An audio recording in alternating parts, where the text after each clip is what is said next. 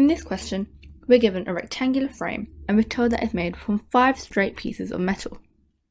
We're told that the weight of the metal is 1.5 kilograms per meter, and now we need to find the total weight of the metal in the frame. So now an easy mistake here would be to go straight to calculating the perimeter of the rectangle, but we need to remember that this frame is made from 5 straight pieces of metal, which includes this line in the middle, right here.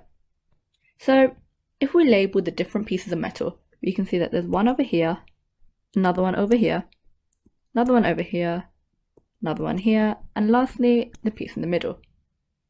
Now we can go about calculating the length of all these pieces of metal.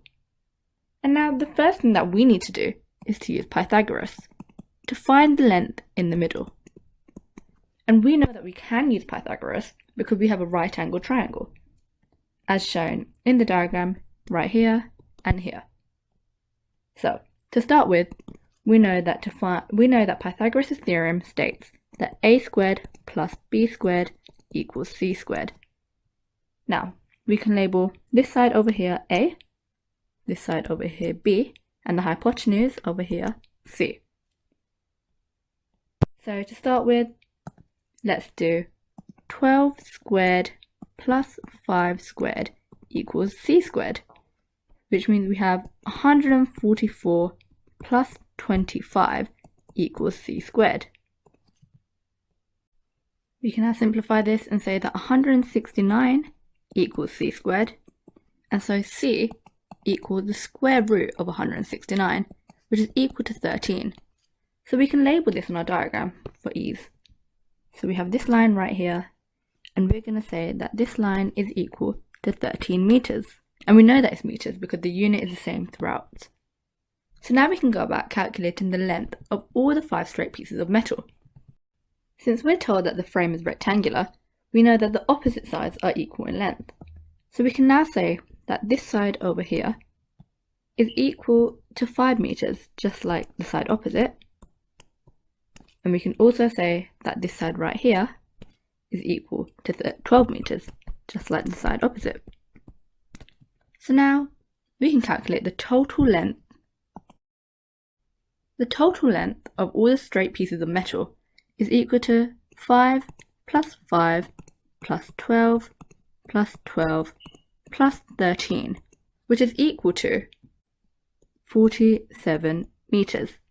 Now that we've found the total length of metal needed for this frame, we can continue with this question. Now, we need to find the total weight of metal in the frame.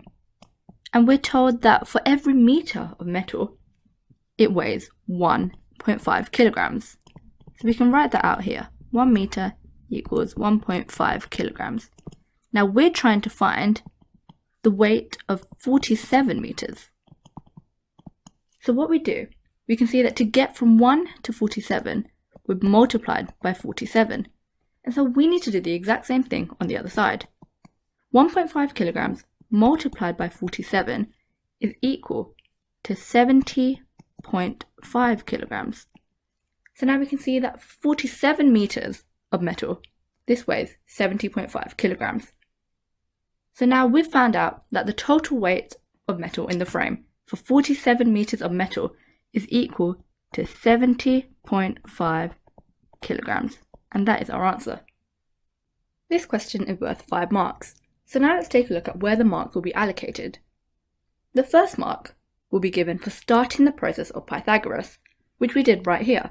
We said that Pythagoras is equal to a squared plus b squared equals c squared, and we started the process by saying 12 squared plus 5 squared equals c squared. So that's where we get that first mark. Now the second mark is for completing the process of Pythagoras and getting that c equals root 169, which is equal to 13. Now that's already 2 marks.